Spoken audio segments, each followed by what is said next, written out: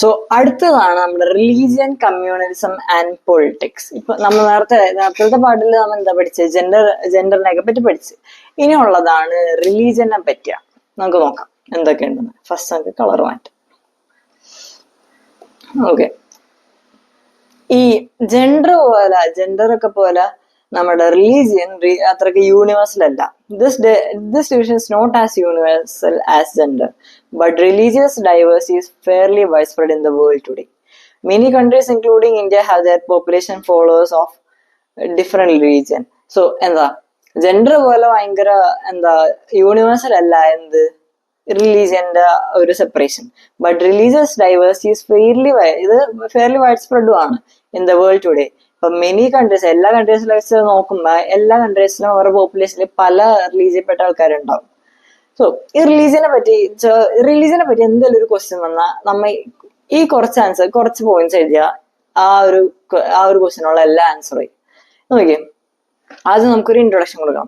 ഇതാണ് നമ്മുടെ ഇൻട്രൊഡക്ഷൻ. നമ്മളിപ്പോ പഠിച്ചത്, ഇപ്പൊ എക്സ്പ്ലെയിൻ ചെയ്തത്, അതാണ് നമ്മുടെ ഇൻട്രൊഡക്ഷൻ. ഇനി ഒരു 3 പോയിന്റ്സ് പഠിക്കണം റിലീജിയനെ പറ്റി ചോദിച്ചാൽ ഈ ഒരു 3 പോയിന്റ്സ്. സോ ഫസ്റ്റ് വൺ ആണ്, Gandhiji use to say that religion can never be separated from politics. Gandhiji എന്താ പറഞ്ഞിട്ടുണ്ടേ?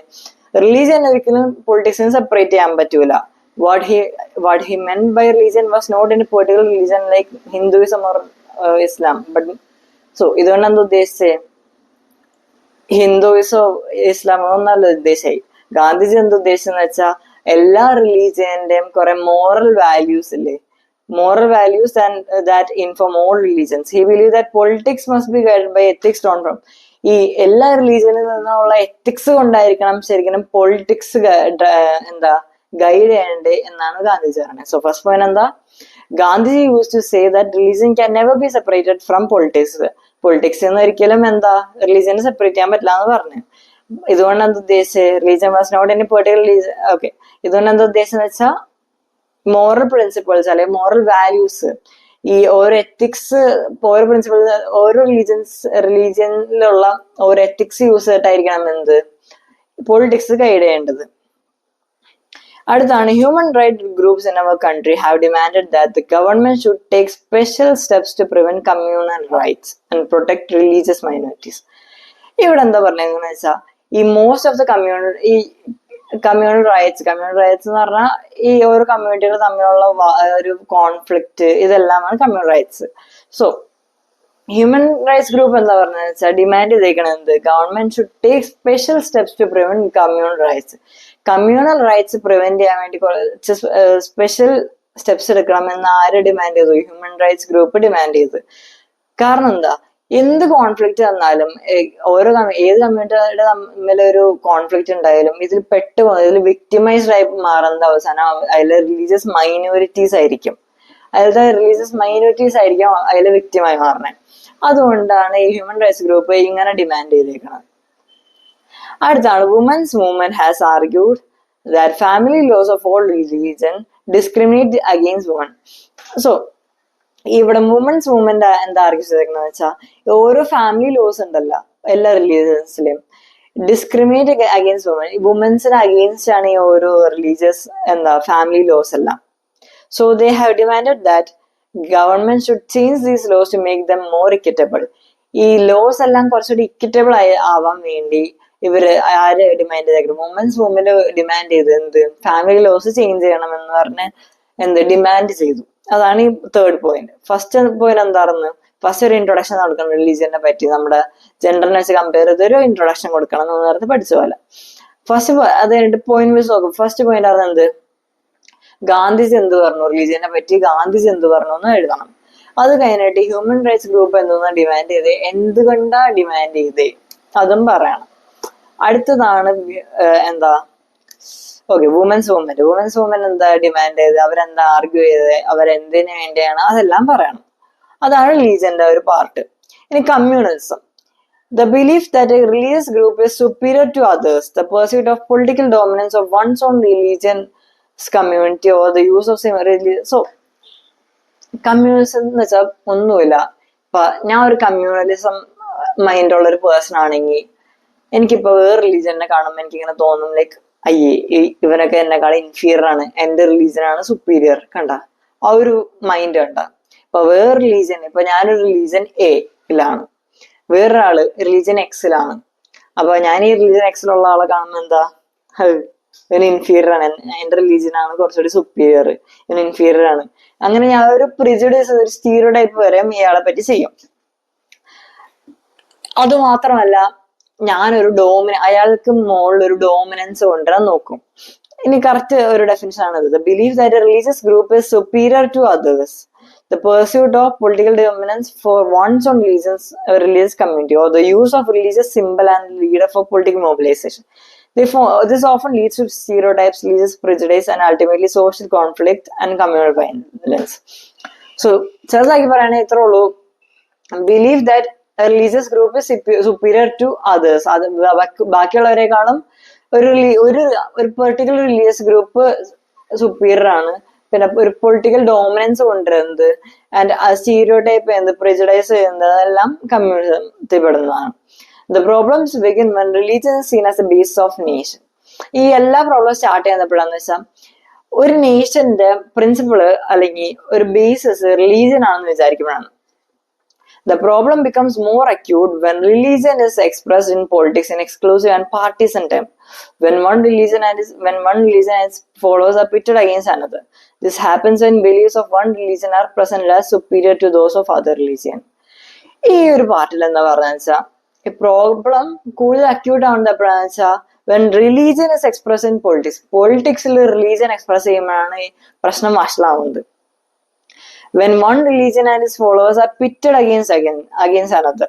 ഇപ്പൊ ജസ്റ്റ് ഒരു എക്സാമ്പിൾ പറയുകയാണെങ്കിൽ ഞാൻ നേരത്തെ പറഞ്ഞത് തന്നെ, ഇപ്പൊ വേറെ റിലീജിയനിലെ ആൾക്കാരെ കാണുമ്പോൾ അവൻ എന്നെക്കാൾ ഇൻഫീരിയർ ആണ്, അങ്ങനെ പറയുന്നതാണ് എന്ത്, ഒരു communal mind. This happens when beliefs of one religion R present as superior.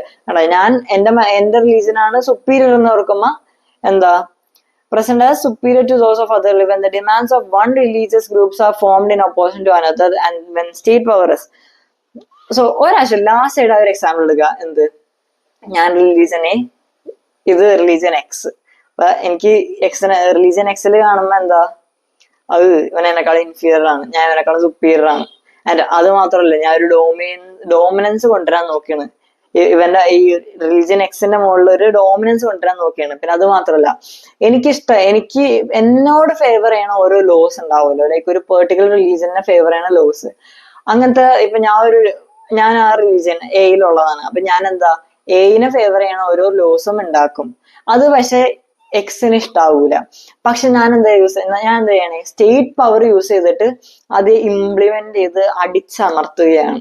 കണ്ട, ഇതിനെയാണ് എന്ത് പറയണേ, കമ്മ്യൂണൽ പൊളിറ്റിക്സ് എന്ന് പറയുന്നത്. Then the state power is used to establish domination of one religious group over the rest. This manner of using religion in politics is communal politics. So religion politics use ചെയ്യുമ്പോഴാണ് എന്തുള്ളത്, communal politics ഉള്ളത്. Communal politics is based on the idea that the religion is the principal base of social community. ഇനി കമ്മ്യൂണിസത്തിന് ഓരോരോ forms ഉണ്ട്, അത് പഠിക്കണേ. ഇപ്പൊ just കമ്മ്യൂണിസത്തിൽ നമ്മൾ എന്താ പഠിച്ചേ, ഒന്ന് റീകോൾ ചെയ്ത് നോക്കിയേ. ആ ഒരു എക്സാമ്പിൾ മാത്രം മതി, ഞാൻ പറഞ്ഞ ആ ഒരു എക്സാമ്പിൾ മാത്രം. വേറൊരാളുടെ റിലീജിയൻ ഇൻഫീരിയർ ആണ്, നമ്മുടെ സ്വന്തം സുപ്പീരിയർ ആണ്. പിന്നെ ഇപ്പൊ നമ്മുടെ റിലീജിയൻ വേറെ റിലീജിയന്റെ മുകളിൽ ഡോമിനൻസ് കൊണ്ടുവരാൻ നോക്കുകയാണെങ്കിൽ അതെല്ലാം ഒരു കമ്മ്യൂണലിസം മൈൻഡാണ്. പിന്നെ മറ്റുള്ളവരെ പറ്റി സ്റ്റീരിയോടൈപ്പ് ചെയ്യുക, പ്രിജുഡൈസസ് ഒക്കെ വിചാരിക്കുക, അതെല്ലാം എന്താ, കമ്മ്യൂണലിസം ആണ്. ഇനി communism can take various forms in politics. The most common expression of communism in everyday beliefs. These routinely involve religious prejudices, stereotypes of religious communities, and beliefs in the superiority of one's religion. അപ്പൊ first form ആണ്, എനിക്ക് വേറെ ആൾ കാണുമ്പോ എന്റെ religion ആണ് superior, അവന്റെ religion inferior ആണെന്ന് തോന്നുന്നതാണ് ഫസ്റ്റ് ഫോം. സെക്കൻഡ് ഫോം ആണ്, a communal mind often leads to a quest for political dominance of one's own religious community. So ഒരു കമ്മ്യൂണൽ മൈൻഡ് ആണെങ്കിൽ മറ്റൊരാളുടെ മുകളിൽ ഒരു ഡോമിനൻസ് കൊണ്ടുവരാൻ ഒരു ക്വസ്റ്റ് ഉണ്ടാവും. For those belong to majority community. അപ്പൊ ഞാൻ ഇപ്പൊ ഒരു മെജോറിറ്റി, എന്റെ കമ്മ്യൂണിറ്റിയാണ് മെജോറിറ്റി, ഈ എക്സിന്റെ കമ്മ്യൂണിറ്റിയാണ് മൈനോറിറ്റി എങ്കിൽ എനിക്കതൊരു മെജോറിറ്റേറിയൻ എന്താ ഇവിടെ ഡോമിനൻസ് ആയി മാറും. എന്താണ്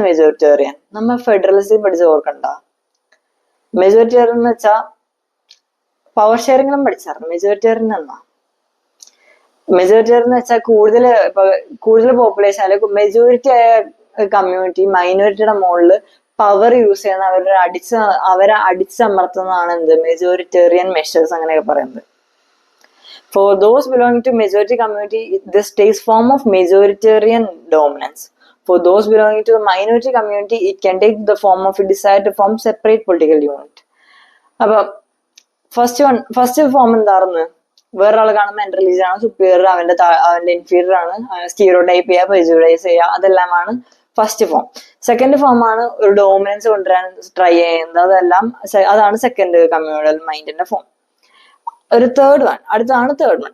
political mobilisation on religious line is another frequent form of communalism. This involves the use of sacred symbols, religious leaders, emotional appeal and plain faith. Okay, ഇതെല്ലാം യൂസ് ചെയ്യുന്നതാണ് അടുത്ത ഫോം, പൊളിറ്റിക്കൽ മൊബിലൈസേഷൻ. ഇപ്പൊ ഒരു election ഒക്കെ വരുന്ന വിചാരിച്ചോ, election വരുമ്പോ അവരുടെ സിമ്പിള് എന്താ, ഒരു സേക്രഡ് സിമ്പിൾ ആണെന്ന് വിചാരിച്ചു.